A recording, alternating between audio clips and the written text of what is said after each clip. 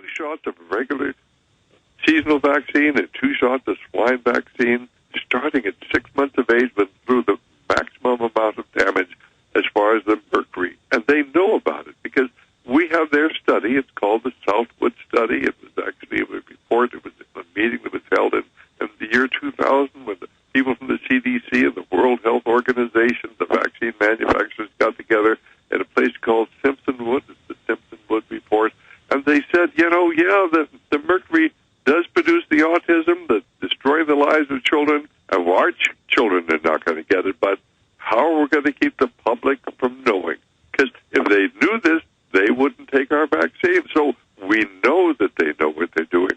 And they destroyed the lives of our children. Between 1 in 60 and 1 in 90 American boys is now autistic, and their lives are destroyed, and they know what they're doing.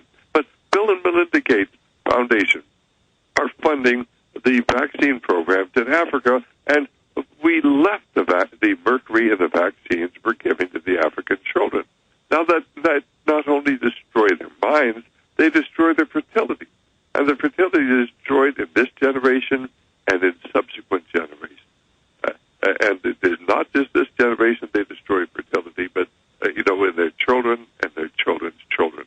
One of the most vicious and horrible things that has ever been done and is being done by the Bill and Melinda Gates Foundation. Now, you have to ask yourself, why would they do that? First of all, why would people who are dedicated to population control want to save the lives of little African children? And they don't want to save their lives. They want to destroy them. Yeah, that's 1 plus 1 equals 100. It doesn't make sense. In fact, put that article back up. Secret meeting with the Rockefellers, the Gateses, Warren Buffett, Ted Turner, who calls us useless eaters and feeders, billionaire club in bid to curb overpopulation. And they said a secret meeting of how to carry this out. Go ahead. Well, and don't forget George Soros was there. But yes. Basically, you have to try to say, why would rational people do this? Well, these are not rational people. There are people who've gone over to the dark side. And basically, there is an organization in the United States. They have a newsletter. They have offices in New York City, in Geneva, in London. They're very well funded. Some of the richest people in the world fund them. And, of course, they're called the Lucis Trust. Tell us about Lucis Trust and phone calls straight ahead. Do you understand how dark it is? How far down the line we are? How late it is? How could you talk about anything else? We have a global government being set up openly for the stated purpose of exterminating us. They're testing different poisons and toxins in the food and vaccines. They're bragging about it. And the general public still only cares about football, and is it racist to criticize Obama when he's just a black face on their killing machine? I mean, I almost broke down and cried. A week and a half ago, my kids are playing out in the front yard, in the neighbor's yard, and 2 different groups of neighborhood kids out of 4 groups. 4 different groups of kids from different parents in the neighborhood. I know all their parents were coming up showing me their flu shot bandages on their arms. And these are sweet little, smart little kids. And I've known them for about a year and a half as we live in this neighborhood. And I don't know if it was placebo mentally or whatever, but they seemed like dumbed down and kind of, look at where I got a shot. And one of them was kind of like he was drunk. And maybe it was something else that was making him act like that. But then they're over at my house playing in the backyard, and one of their mothers calls and says, tell her son's name to come home in 20 minutes for dinner. And she goes, I go, how are you doing? How you been doing? To the lady 3 doors down. And she goes, oh, I'm good. I just got both my kids' flu shots today. And I just didn't even say anything to her. I know I was supposed to, but she was so proud of herself. And once a mother's hurt their child, it's like a woman. Once she's had an abortion, she rarely wants to say it was wrong. They get into it. Oh, it was right. It was good. It wasn't a human. But Dr. Monteith, and we're going to take some calls, what do you call that psychology, and then get into the Lucis Trust, where once they've done something wrong or been wrong, they can never admit they're wrong? Well, you call it denial is the term. But the truth of the matter is, Alex, it is so hard to believe that the doctor who you know and you trust would give something to your child that would be harmful to them. But what you must understand, I don't know if you've ever seen the DVD or heard the talk put out by Dr. Blaylock, and I know you don't know Russell, but he has a talk on vaccines and brain development, pointing out that the vaccines actually stunt brain development. The younger they're given, why, of course, the younger the child is, the more damage they do. But every time you take a vaccine, why, it triggers off not only the immune response in the body, but the immune response in the brain. And that's why those children were a little groggy. They weren't quite themselves. They weren't thinking clearly. Well, when you get the flu, your mind is sort of groggy. But, of course, the same thing happens when you take the vaccine. But you do this repeatedly, and you produce chronic inflammation in the brain of an older person, and that's why so many of them get demented. But you do this in the child, it prevents the normal development of the brain in the child. This is criminal activity, and they want to give several of these vaccine shots at the same time, knowing that it will do the maximum amount of damage that way. The average doctor has no idea because he's never allowed to hear this information. That's why we need to educate your audience. They've got to they're compartmentalized. We need to educate our city councils, our health departments, our police, our doctors. Most of them, they don't know.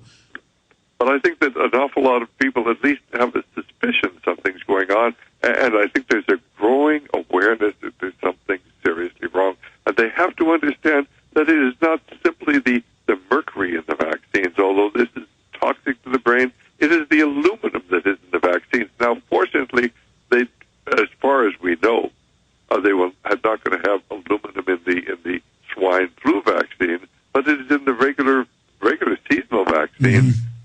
And this, of course, aluminum is a toxic metal, and aluminum and mercury together are even more toxic. And then if you have fluoridated water, that's the 1, 2, 3 thing.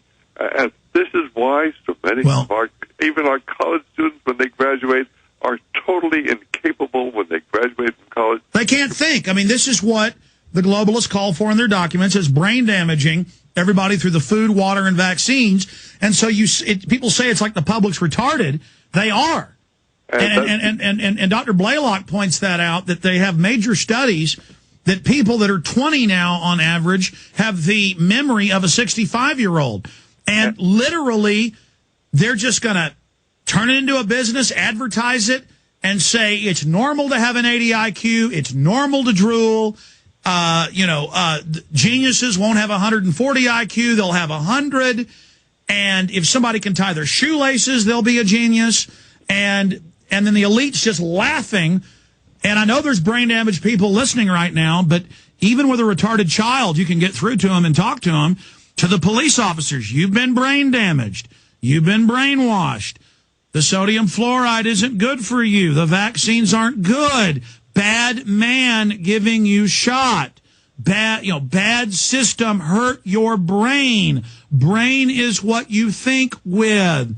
It's in your... I'm not being sarcastic here. Sometimes I think I should talk to the general public like that because Look, I want to take a few final calls here with you, Dr. Monteith, but one last question before we take a few of those.